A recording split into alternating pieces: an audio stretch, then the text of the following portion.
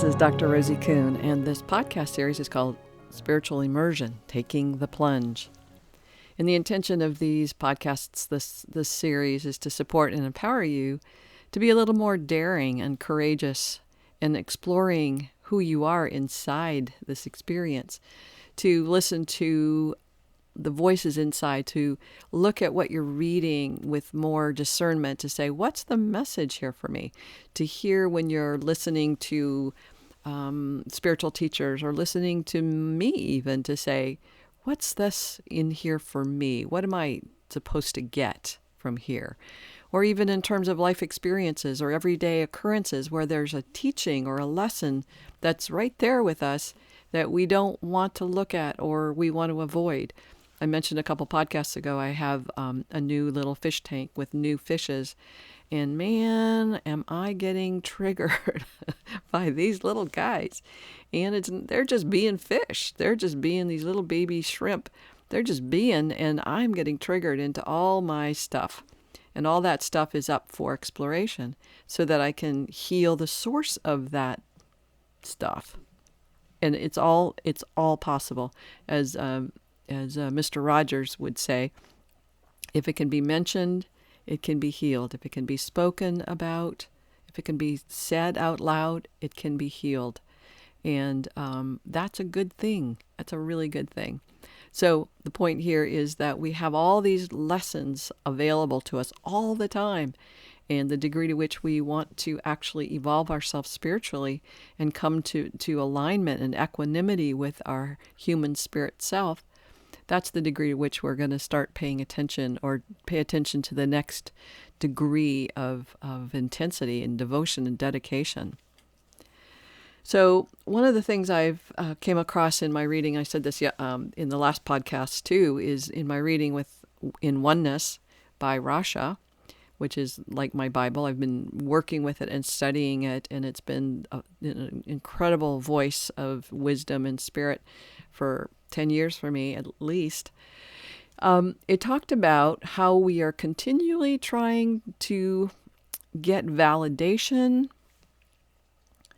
and we're continually attempting to see when we are vindicated for our mistakes. So in a sense, if I've made mistakes, I've hurt people, or I've done something that's untoward towards myself or someone else or the world, I look for vindication. Have I been forgiven? Have I been absolved? And in many religions, there is that process of being absolved of our sins or absolved of our mistakes.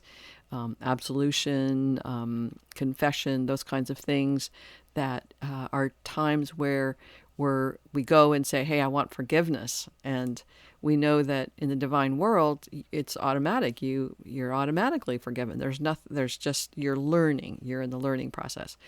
But we're always looking for, okay, have I been vindicated?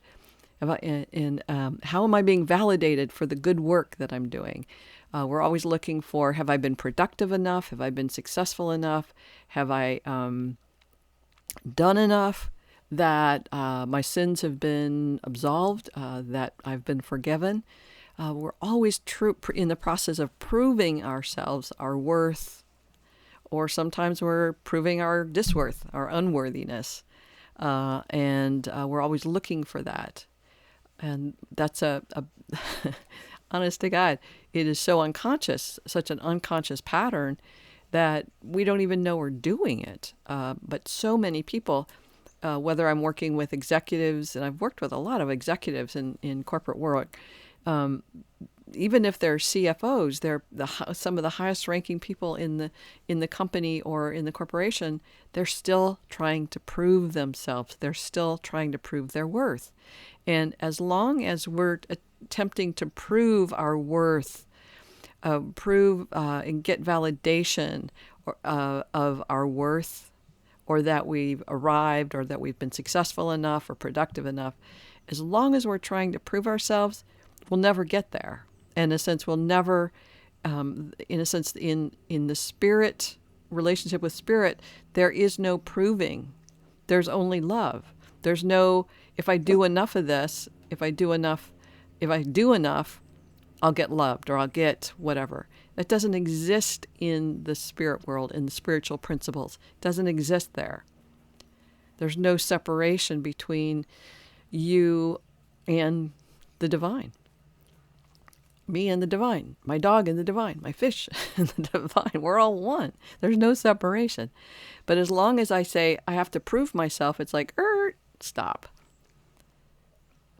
Or as long as I'm looking for where I've been absolved, if my children say, Mom, I forgive you for whatever, it's like, oh, thank God, I've been absolved of my mistakes. It's like, no, because that takes place inside you. It takes place inside me. Can I absolve myself? Can I come to acceptance of my transcendences, the places that I was not perfect in the sense of, being unconditionally loving, unconditionally kind, unconditionally whatever. I have not been that. And I've made choices that have been harmful to people. I've been, even though those choices, in my opinion, were meant to be supportive and loving and kind, people got hurt. And I feel bad about that. And I have to I have to forgive myself. I have to absolve myself. I have to get that's not a word. It's just like that place of letting go of that patterning of looking for validation that I've done enough, or looking for I haven't done enough, or looking for that place of, again, being vindicated. I just think that's such a great word of saying, okay, I've been absolved. But so as long as we're looking for that outside ourselves, even if we're looking to God or our angels or others on the other side, the unseen, the skinless ones, as long as we're looking to someone else to validate us or vindicate us, we're not there yet. They're being in ourselves in this place of absoluteness of being, the whole being, the essence of our being. And, I've struggled, as I was saying, with my fish tank and these little fishes. I'm looking for validation that I'm doing a good job. I'm looking for validation that I'm not inept. I'm looking for validation that I'm not an ignorant human being that's doing terrible, horrible things to these little beings that have no power. They can't tell me what is right or wrong. I have to figure it out. And some of that brings up all kinds of times in my life where I did what I did and it hurt people. I didn't mean to, but that was the outcome. And so I'm looking to them, or I look to my fish tank to say, vindicate me of my my wrongdoings. And nobody can do that for us. We have to do that for ourselves. We have to come to forgiveness of ourselves. And I was in the midst of this tumultuous experience with my fish tank. It sounds so dramatic, but it's where I work out a lot of, not just my fish tank, but I really take this process seriously of going, okay, what's showing up for me? What's so in so deep that it's,